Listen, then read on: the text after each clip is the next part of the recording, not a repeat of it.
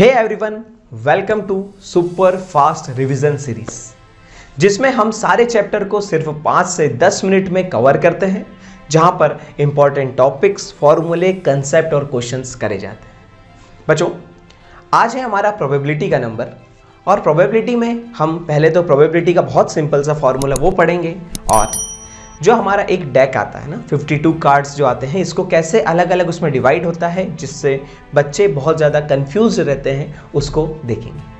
आइए स्टार्ट करते हैं प्रोबेबिलिटी को, क्योंकि ये है हमारा रैपिड रिवीजन सीरीज। सबसे पहले प्रोबेबिलिटी के अंदर हम देखते हैं कि भैया प्रोबेबिलिटी का मतलब क्या होता है। प्रोबेबिलिटी निकालते हैं, probability of any event E कैसे निकाला जाएगा, number of outcomes favourable to E divided by number of all possible outcome of the experiment. जैसे कि अगर हमारे पास कोई डाइस है जिसको हमने फेंका है, अब इसके अंदर टोटल आउटकम्स कितने हो सकते हैं, या तो 1, 2, 3, 4, 5, 6 कुछ भी आ सकता है। अगर हमसे पूछा जाएगा कि भैया 2 आने की प्रोबेबिलिटी क्या है, तो हम बताएंगे कि भैया फेवरेबल आउटकम कितना है, 2 कितनी बार आ सकता है, एक बार, और टोटल कितना है 6, तो 2 बाय, तो 2 हमारा कितनी एक बार आ रहा है, तो फेवरेबल आउटकम 1/6। ठीक है, तो प्रोबेबिलिटी होगी 1/6।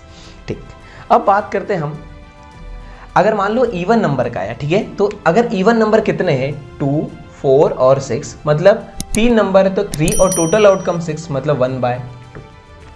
ये तो इसकी बात हुई। अब हम आगे की बात करते हैं। एक डेक में हमारे पास टोटल कार्ड्स होते हैं 52, जिसके अंदर हमारे पास जो होते हैं हार्ट, डायमंड, स्पेड और क्लब। हार्ट और डायमंड हमारे पास रेड कलर के होते हैं और स्पेड और क्लब के अंदर हमारा होता है ब्लैक कलर।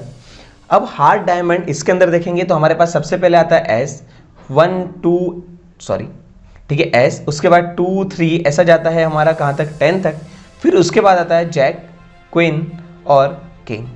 ये 3 पत्ते, इनको हम बोलते हैं फेस कार्ड। ऐसे कैसे हमारे चारों में आएंगे, तो टोटल कार्ड्स हमारे पास एक सूट में होते हैं 52, उसमें से हार्ट के होंगे 13, डायमंड के 13, स्पेड के 13 और क्लब के 13। ठीक, टोटल रेड कितने हो जाएंगे, 13, 13, 26। टोटल ब्लैक हो जाएंगे 13, 13, 26। जो नीचे के जैक, क्वीन और किंग होते हैं, इनको हम बोलते हैं फेस कार्ड। याद रखना, एस हमारा फेस कार्ड नहीं होता, हमारे फेस कार्ड होते हैं जैक, क्वीन और किंग। तो 3, 3, 6 फेस कार्ड यहाँ पर और 6 यहाँ पर, टोटल हमारे पास 12 फेस कार्ड होते हैं। उसमें से 6 हमारे रेड फेस कार्ड होते हैं और 6 हमारे ब्लैक फेस कार्ड होते हैं। ठीक, तो टोटल हमारे पास टोटल कितने, 12 फेस कार्ड वहाँ पर प्रेजेंट है। अब हमसे पूछा गया कि भैया प्रोबेबिलिटी ऑफ फेस कार्ड, तो भैया प्रोबेबिलिटी ऑफ फेस कार्ड कितने हैं, 12 बाय टोटल कितना है 52। अगर उसने बोला probability of red face card, तो रेड कितने हैं, 3 और 3, 6, तो 6/52। ये हमारी छोटी मोटी प्रोबेबिलिटी का क्वेश्चन है। ठीक, आई थिंक आपको कार्ड वाला सिस्टम पूरा समझ में आ चुका होगा। सेकेंड स्लाइड है हमारी कि भैया कभी भी किसी की भी प्रोबेबिलिटी है वो 0 से 1 के बीच में ही आएगी, या तो 0 भी हो सकती है, 1 भी हो सकती है, लेकिन 1 से बड़ी, 0 से छोटी पॉसिबल नहीं है। ये क्वेश्चन कई बार आता है, ऐसा पूछ लिया जाता है कि भैया किसी की प्रोबेबिलिटी दे दी, उसने दे दी 1.2, क्या ये पॉसिबल है? सीधे आंसर लिखना नहीं, क्योंकि प्रोबेबिलिटी है ये हमेशा आती है 0 से 1 के बीच में। ठीक है, प्रोबेबिलिटी हमेशा कैसे आती है, 1 और 0 के बीच में। अगर कोई इवेंट हो रहा है, मान लो कोई, जैसे हेड और टेल का है, अगर कोई इवेंट हो रहा है, ठीक, और साथ में अगर हमने बोला कि कोई इवेंट नहीं हो रहा है, दोनों की प्रोबेबिलिटी का सम होता है हमेशा 1। ठीक है, अच्छा, अब क्या लिखा है, if a card is drawn from a deck of cards, what is the probability of a card drawn to be red और black card, and what can we say about that even. वो कैसा होना चाहिए, red, तो भैया red पत्ते कितने हैं हमारे पास, 26, तो 26/52, 1/2 प्रोबेबिलिटी।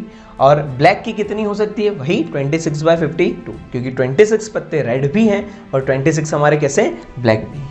ठीक, तो दोनों की प्रोबेबिलिटी 1/2 और 1/2, प्रोबेबिलिटी का सम कितना आना चाहिए, 1। अगर 1 नहीं आ रहा है तो कहीं पर कुछ क्या है, लोचा है। आगे देखते हैं। अच्छा, क्या लिखा है, अगर किसी इवेंट में किसी चीज के होने की प्रोबेबिलिटी P है, तो नहीं होने की लिखते हैं P E पे बार, और इन दोनों का सम आना चाहिए 1, where E stand for not E।